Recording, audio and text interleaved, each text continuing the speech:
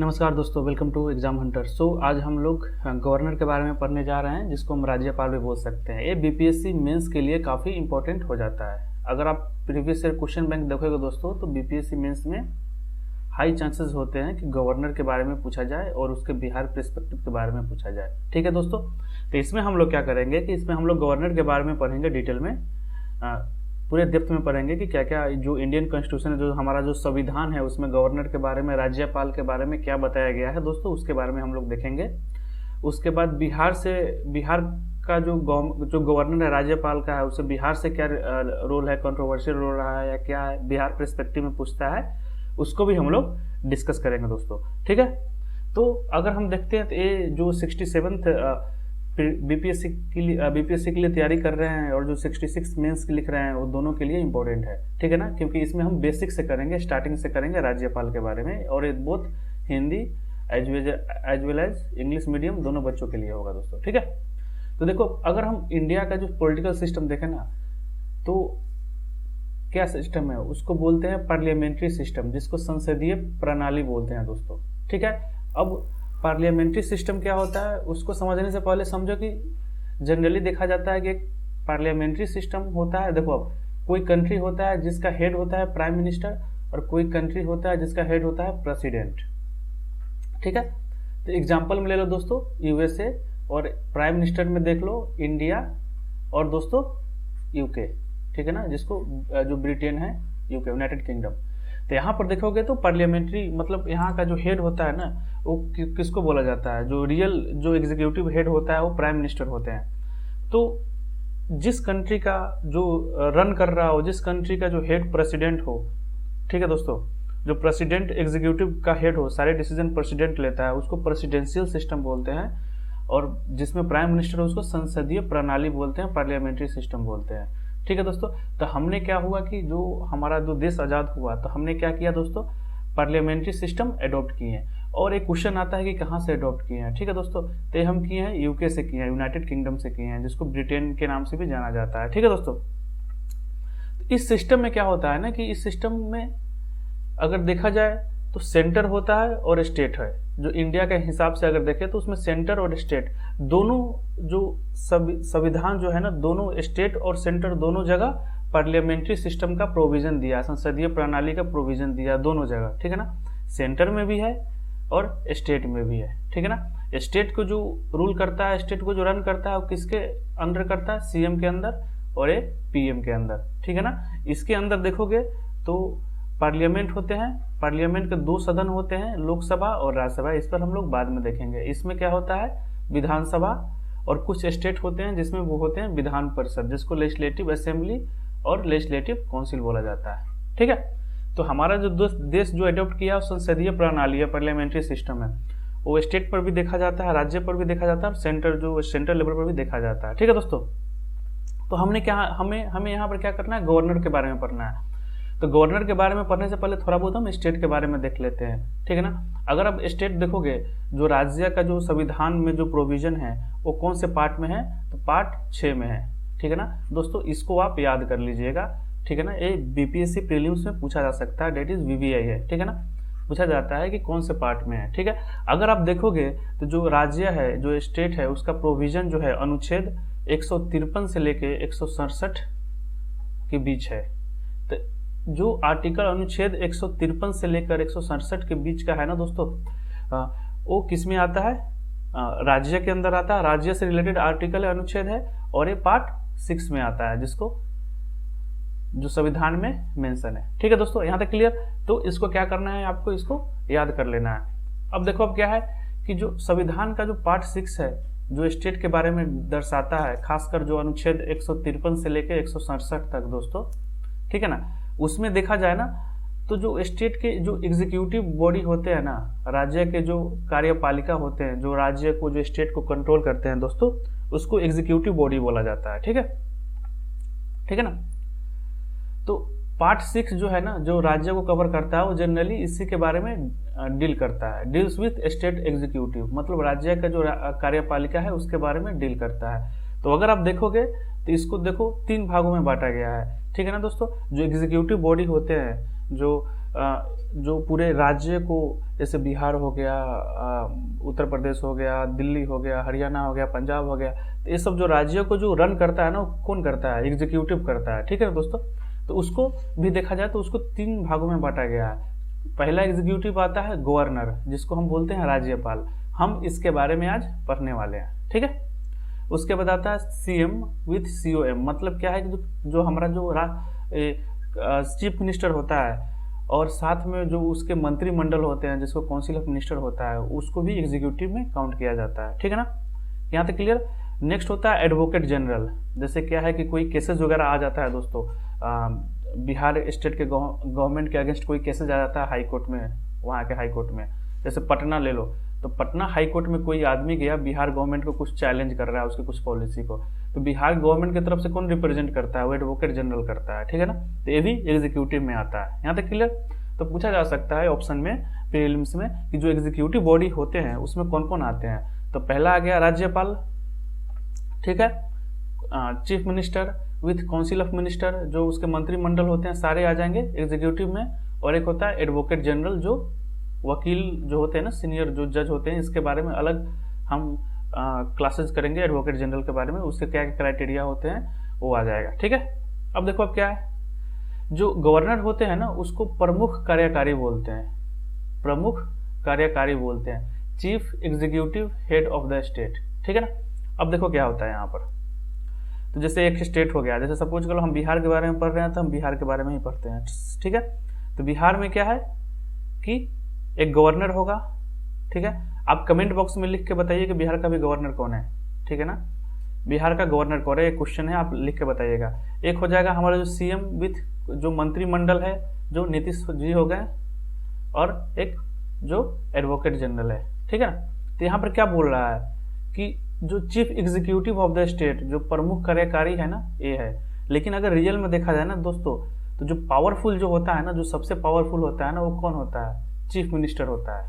ठीक है ना, चीफ मिनिस्टर के पास स्टेट को रन करने के लिए सारे पावर होते हैं। ठीक है ना, और गवर्नर जो होता है ना, वो नॉमिनल होता है, नॉमिनल होता है, मतलब पावर उनके पास नहीं होते हैं कुछ, लेकिन उतना नहीं होता जितना सीएम के पास होता है। तो जैसे प्रेसिडेंट है, राष्ट्रपति है हमारे कंट्री का, वो नॉमिनल है, वैसे ही क्या है गवर्नर, राज्यपाल भी क्या है, नॉमिनल है। रियल पावर किसके पास होता है? चीफ मिनिस्टर के पास होता है। ठीक है, तो आते हैं हम आगे गवर्नर के बारे में पढ़ते हैं। तो जो राज्यपाल है वो क्या, नॉमिनल हेड होता है। ठीक है ना, अब देखो सबसे बढ़िया क्वेश्चन आता है ना कि अगर कोई भी क्वेश्चन आ जाएगा गवर्नर से स्टार्ट करने के लिए मेंस में, तो आप क्या लिखोगे? सबसे पहला लाइन ये लिखो कि गवर्नर का रोल क्या है। तो गवर्नर क्या करता है? Acts as a bridge between centre and state. मतलब क्या है कि ये स्टेट है, सपोज करो बिहार है और ये सेंटर है। ठीक है ना, तो इस दोनों के बीच का जो ब्रिज है ना, एक्ट एज ए ब्रिज, समझ रहे हो? मतलब क्या है ना कि गवर्नर क्या कर सकता है कि इस दोनों के बीच में एक ऐसा रोल प्ले कर सकता है कि दोनों को रिश्ते को बहुत अच्छे किया जा सकते हैं। मतलब ओवरऑल देखा जाए तो गवर्नर जो फेडरलिज्म के जो स्ट्रक्चर है उसको मजबूत करने में बहुत ही ज्यादा रोल प्ले कर सकता है। ठीक है, यहाँ तक क्लियर। अब देखा जाए तो गवर्नर का है ना दोस्तों ड्यूल रोल होता है, जिसको दोहरी भूमिका भी बोलते हैं। एक तो होता है कि जैसे किसी स्टेट का गवर्नर है, जैसे सपोज करो बिहार का जो गवर्नर है, तो आपको पता करना है, कमेंट में डालना है कि बिहार का भी गवर्नर कौन है। ठीक है ना, तो एक गवर्नर का काम होता है ना कि जो स्टेट का जो रन है, जो एडमिनिस्ट्रेशन है, जो चीफ मिनिस्टर के द्वारा रन किया जा रहा है, वो सही तरीके से रन किया जा रहा है या नहीं, उसको देखना है। सेकेंड देखना है कि जो गवर्नमेंट फॉर्म हुआ है वो संवैधानिक तरीके से किया गया है कि नहीं। गवर्नमेंट जो बिल पास कर रही है स्टेट गवर्नमेंट, वो संविधान के अगेंस्ट तो नहीं है। लॉ एंड ऑर्डर जो है दोस्तों वो सही है कि नहीं स्टेट का।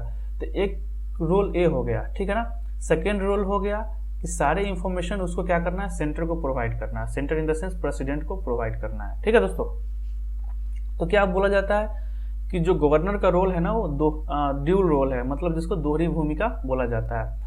अब जब हमारा देश आज़ाद हुआ था ना, जब हमारा देश आज़ाद हुआ था 1947 में, तो उस समय क्या था ना कि एक स्टेट होगा ना, उसके अंदर एक गवर्नर होगा।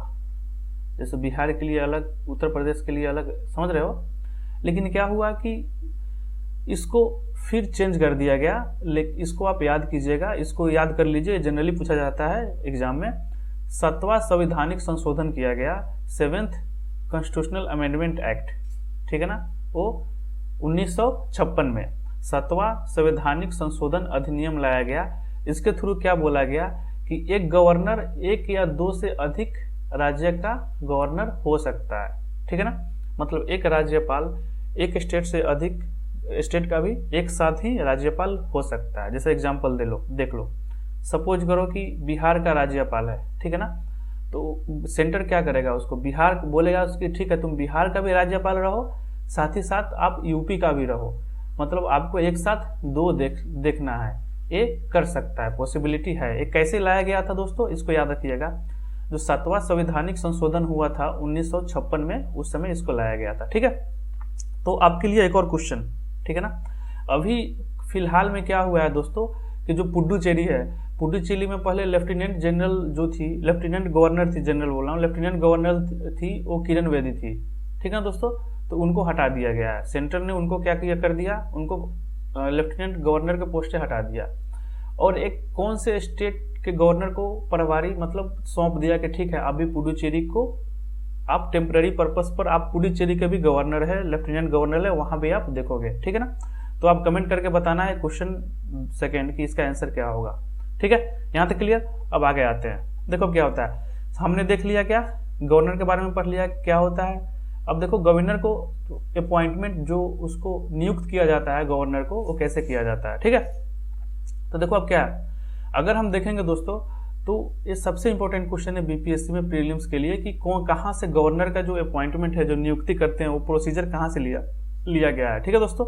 तो वो कनाडा के जो संविधान है ना, कनाडा का कनाडियन जो मॉडल है ना, वहां से इसको लिया गया है, ठीक है ना, गवर्नर को, ठीक है। अब कनाडा का संविधान जो मॉडल है, कनाडा का जो मॉडल है दोस्तों, कनाडा एक कंट्री है, आप देख सकते हैं, अमेरिका जो है उसके ऊपर, यूनाइटेड स्टेट के ऊपर है, ठीक है ना। नॉर्थ अमेरिका जो मैप है, मैप में देखो पता लग जाएगा, ठीक है। तो जो कनाडा का जो संविधान है उससे लिया गया है, और साथ ही साथ यूएसए का भी संविधान था, उससे नहीं लिया गया। तो मतलब क्या है, तो देखो अब कनाडा के संविधान में लिखा गया था कि जो गवर्नर का जो पोस्ट होता है ना दोस्तों, जिसको गवर्नर को हम नियुक्त करते हैं ना, वो इनडायरेक्ट करते हैं। इनडायरेक्ट मतलब होता है कि पीपल जो होते हैं ना दोस्तों, पीपल जो होते हैं, लोग जो होते हैं, उसके द्वारा नहीं किया जाता है। लेकिन यूएसए में गवर्नर का नियुक्त कौन करता है, पीपल करता है। तो हमने क्या अपनाया, कनाडा का मॉडल अपनाया। अब गवर्नर को इनडायरेक्ट क्यों करते हैं, इसके बारे में अलग चर्चा करेंगे, लेकिन हमेशा देखिए जो गवर्नर का नियुक्ति होता है ना, उसमें लोगों की कोई भागीदारी नहीं होता है। उसको कौन अपॉइंट करता है, उसको प्रेसिडेंट करता है, हमारा जो राष्ट्रपति है ना, हमारा जो राष्ट्रपति है दोस्तों, वो करता है, ठीक है।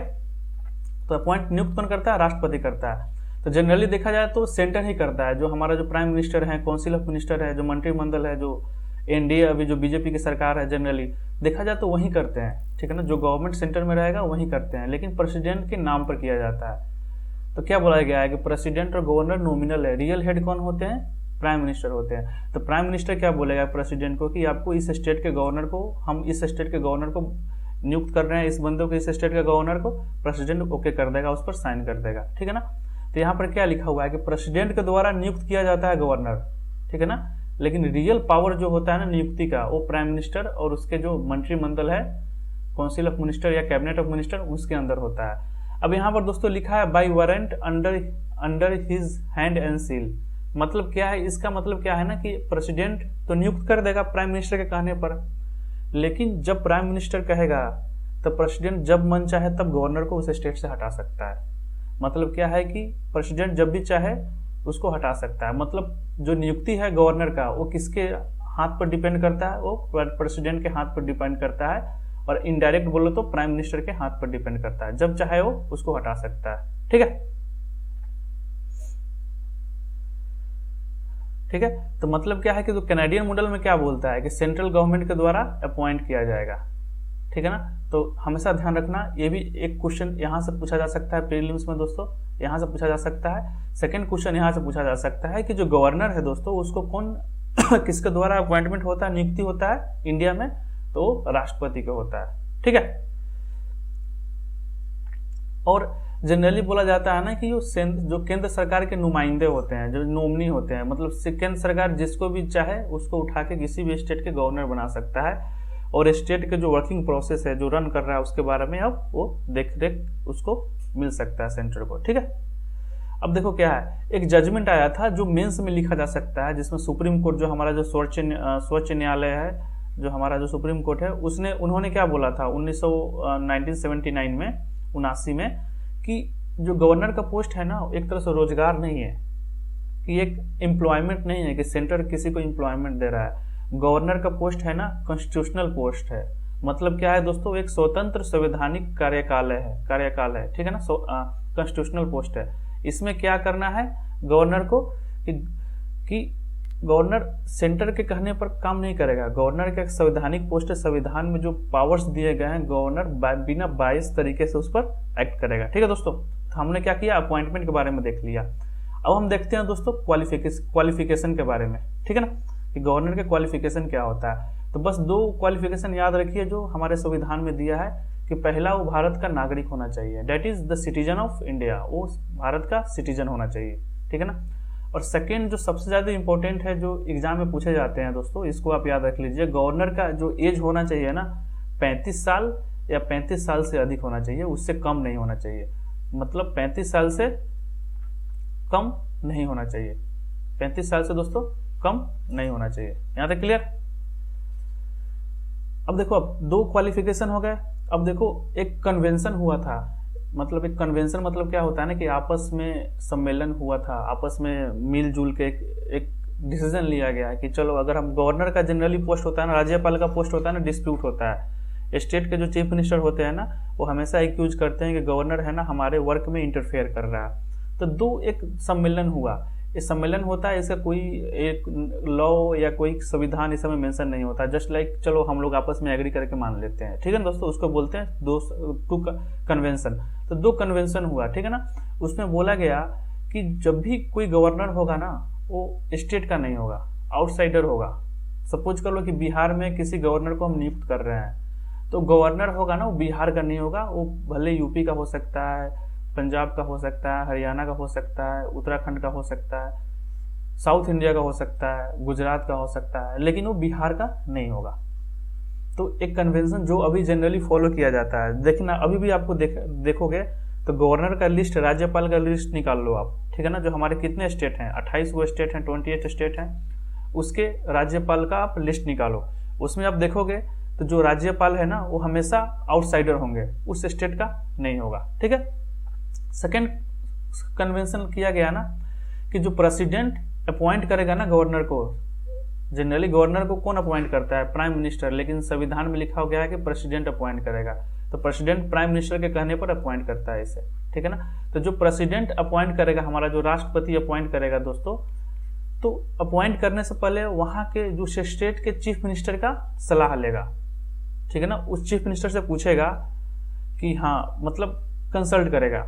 लेकिन अभी देखा जाए तो ये रियली ही होता है, मतलब इसका वायलेशन, उल्लंघन काफी होता है।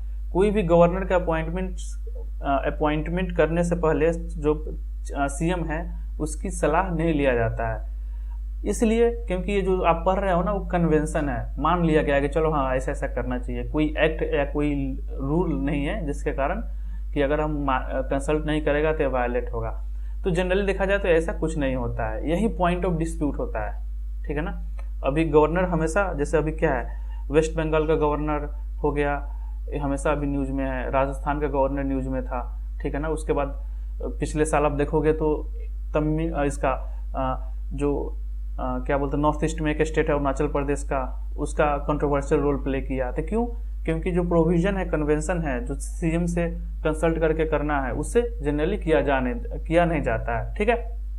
अब गवर्नर कभी कभी अपने पॉलिटिकल फायदे के लिए, पॉलिटिकल बेनिफिट के लिए सेंटर की बात मानता है और जो अनकॉन्स्टिट्यूशनल एक्टिविटी करता है, जो सुप्रीम कोर्ट ने बोला है बहुत सारे केसेस में, ठीक है ना। इस पर गवर्नर के बारे में एक और क्लासेज होगा इस चैनल पर, आप देख लीजिएगा। चैलेंजेस, उसमें हम लोग चैलेंजेस और उसका जो चैलेंजेस को कैसे खत्म करना है उसके बारे में किया गया है, मैं डिस्क्रिप्शन में डाल दूंगा, ठीक है। तो हमने क्वालिफिकेशन कर लिया। अब कंडीशन देखो क्या होता है, गवर्नर को अपॉइंट करने से पहले कुछ कंडीशंस होते हैं जिसको शर्त भी बोलते हैं, ठीक है ना। पहला कंडीशन है कि जो गवर्नर होगा, जो राज्यपाल होगा ना दोस्तों, वो किसी भी हाउस का मेंबर नहीं होगा, ठीक है ना। वो किसी भी हाउस का मेंबर नहीं होगा। जैसे पार्लियामेंट में 2 सदन होते हैं, लोकसभा होता है, राज्यसभा होता है, ठीक है ना।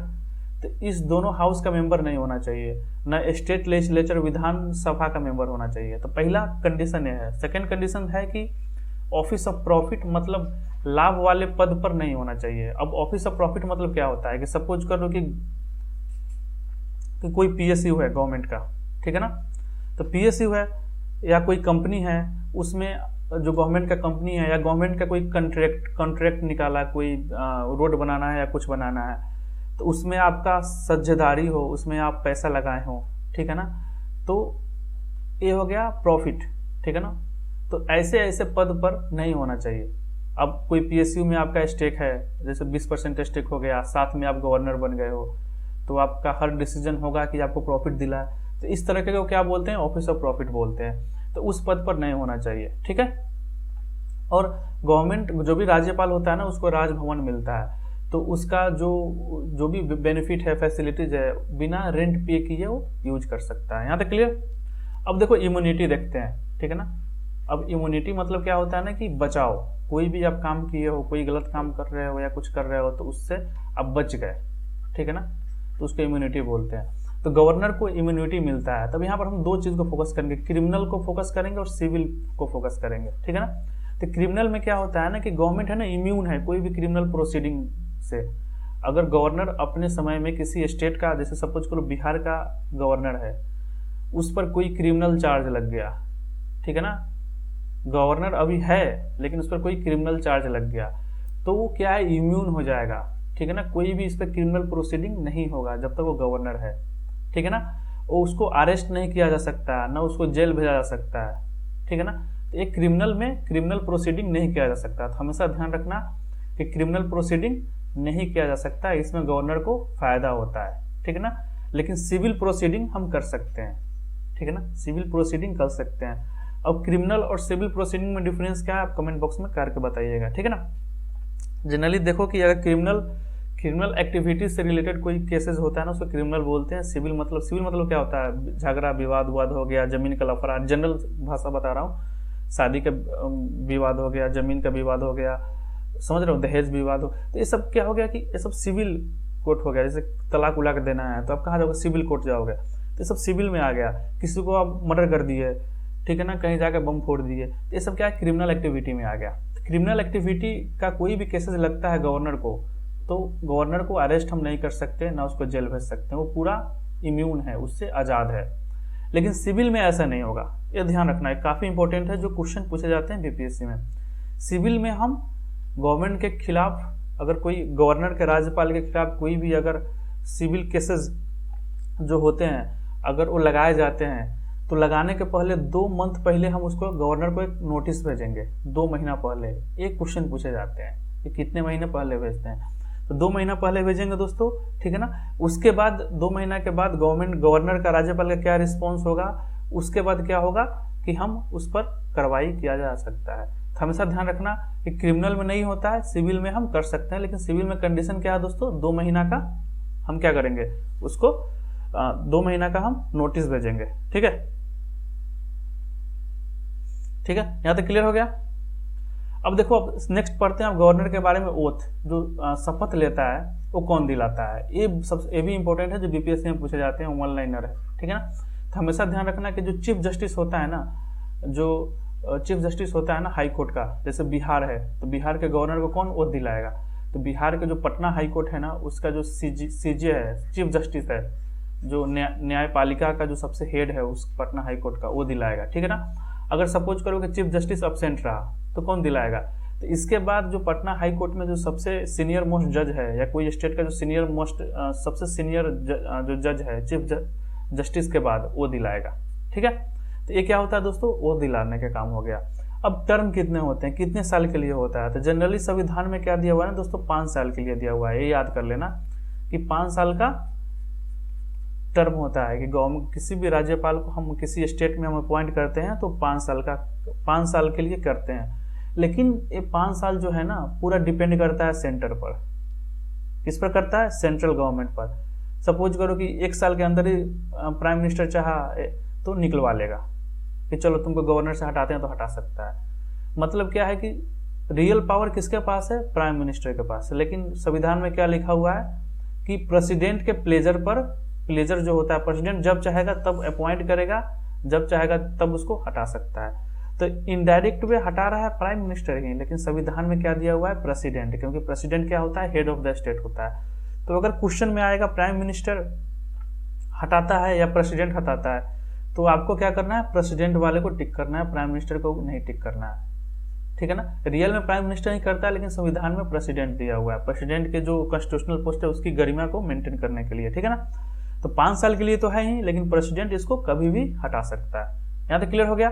तो हमने गवर्नर के बारे में पढ़ लिया सब। अब हम ये आज का फर्स्ट सेशन है, सेकंड सेशन में हम सिर्फ गवर्नर के पावर्स के बारे में पढ़ेंगे, जो पावर्स है।